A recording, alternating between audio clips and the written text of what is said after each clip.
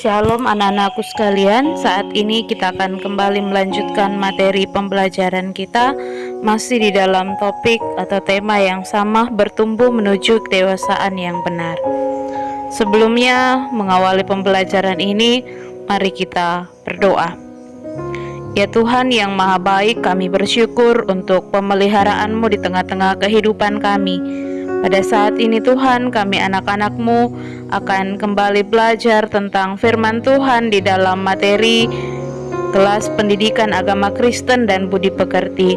Tuhan, urapi kami dengan Roh-Mu yang kudus, sehingga kami boleh dimampukan memahami materi ini, sekalipun kami tidak belajar secara tatap muka langsung, namun biarlah lewat aplikasi, lewat perkembangan teknologi yang Tuhan percayakan saat ini, kami boleh tetap belajar, menimba pengetahuan, ilmu, dan boleh terus belajar tentang kebenaran firman Tuhan. Di dalam nama Tuhan Yesus kami sudah berdoa. Amin. Nah, di akhir materi kita yang sebelumnya, kita belajar ciri-ciri dari bertumbuh menuju kedewasaan yang benar. Hari ini kita melanjutkan kedewasaan penuh menurut Alkitab. Referensi Alkitab dari Efesus pasal 4 ayat 13 sampai ayatnya yang ke-15. Ibu akan bacakan bagi kita.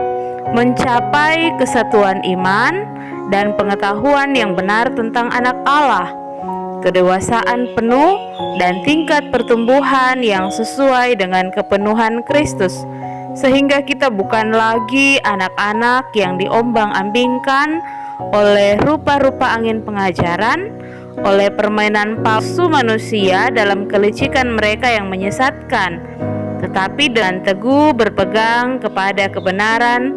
Di dalam kasih kita bertumbuh di dalam segala hal ke arah Dia, Kristus yang adalah kepala. Lalu maksudnya bagaimana? Kedewasaan penuh menurut Alkitab dikaitkan dengan referensi di dalam Efesus 4 tadi.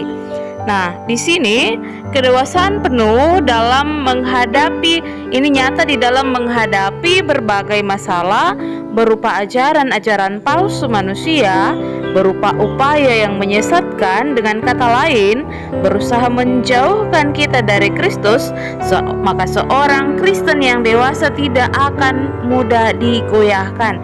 Jadi punya komitmen yang besar. Orang yang sudah dewasa penuh tidak akan begitu mudah untuk digoyahkan yang ada di dalam dunia ini. Berbagai tawaran-tawaran yang menggiurkan sekalipun tidak akan mudah terpengaruh.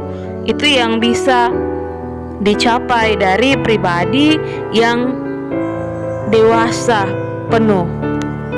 Nah, mari kita melihat untuk lebih jelasnya beberapa ajaran sesat yang dikembangkan atau yang mulai berkembang di sekitar kita, dan ini tidak akan mungkin bisa mempengaruhi orang yang telah benar-benar dewasa di dalam Tuhan, sekalipun ada ajaran ini di sekitar mereka. Yang pertama, ajaran tentang agama, ajaran yang berkaitan dengan agama. Ada seorang yang bernama Moses David, pendiri Children of God. Nah, ajaran ini jelas-jelas ajaran yang sesat, yang sudah memastikan kedatangan Tuhan Yesus, sementara firman Tuhan sendiri tidak memberikan satu kepastian waktu kapan kedatangan Tuhan Yesus. Nah, ini salah satu contoh saja ya, di sekitar kita ya, kita tidak menutup kemungkinan ada berbagai ajaran-ajaran yang mungkin saja sudah melenceng jauh dari firman Tuhan. Lalu yang kedua, iklan-iklan, termasuk iklan kecantikan yang sering kita dengar dan menjadi pemahaman umum. Cantik itu memiliki wajah yang putih. Jadi seolah-olah bahwa yang hitam itu tidak cantik, padahal Tuhan menciptakan manusia dengan beragam ras, beragam bentuk tubuh, dan juga termasuk warna kulit. Ya, bagaimana dengan mereka yang memang Tuhan ciptakan berkulit hitam? Apakah mereka tidak cantik? Ya, jadi seperti itu pemahaman yang keliru, ajaran yang keliru ketika seolah-olah menganggap hanya yang berwajah atau berkulit putih saja yang disebut cantik. Padahal semua ciptaan Tuhan itu Tuhan katakan semua baik adanya. Tapi di dunia ya seperti itu adanya. Dunia melihat bahwa yang cantik itu yang putih saja. Mereka yang hitam berarti dipandang tidak cantik. Nah, itulah yang perlu kita luruskan di sini, bahwa Tuhan menciptakan kita semua ini baik adanya, mulia adanya. Lalu yang berikut, kesuksesan. Nah, ini dia. Dunia memandang bahwa kesuksesan itu adalah ketika kita memiliki segala-galanya. Sukses itu jika kita memiliki harta, memiliki kekayaan yang berlimpah. Itulah pandangan dunia di saat sekarang ini, di zaman sekarang ini. Nah, ini juga merupakan ajaran-ajaran yang berkembang, yang sebenarnya keliru, yang sesat. Karena firman Tuhan tidak mengatakan bahwa sukses itu atau kebahagiaan itu diperoleh ketika kita memiliki segala harta kekayaan di dunia ini. Tidak seperti itu. Itu bukan jaminan kebahagiaan. Ya, mungkin saja ada kebahagiaan, tetapi itu adalah kebahagiaan yang sifatnya semu, kebahagiaan yang sifatnya sementara. Sebenarnya tidak salah ketika memiliki banyak harta dan menjadi kaya, tetapi banyak orang terobsesi sehingga melakukan hal-hal yang tidak berkenan lagi di hadapan Tuhan dengan cara mencuri, merampok, korupsi, dan lain sebagainya. Itu sudah menjadi pandangan yang keliru.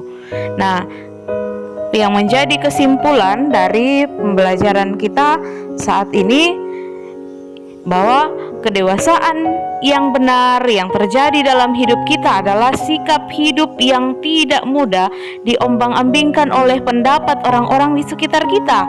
Kedewasaan yang benar itu nampak dalam kemampuan kita ketika diperhadapkan dengan berbagai ajaran, pemikiran, filosofi, bahkan juga iklan-iklan yang mengajarkan sukses, kekayaan, kemasyhuran yang mudah dengan jalan pintas. Alkitab mengajarkan kedewasaan yang benar adalah kedewasaan yang berprinsip, yang berdasarkan firman Tuhan.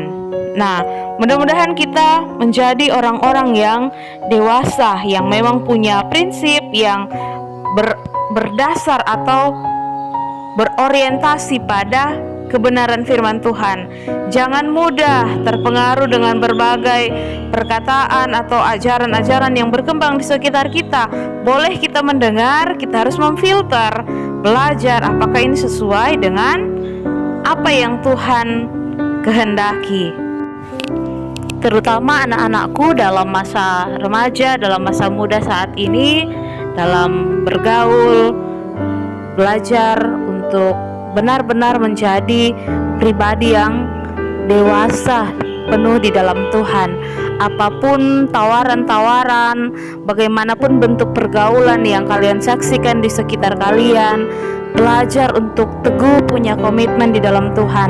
Kalau memang tidak sesuai dengan kebenaran firman, jangan ikut-ikutan hanya karena mau disebut sebagai anak yang gaul. Biarlah dunia memandang sebagai anak yang kurang gaul kalau memang itu sesuai dengan kebenaran firman Tuhan.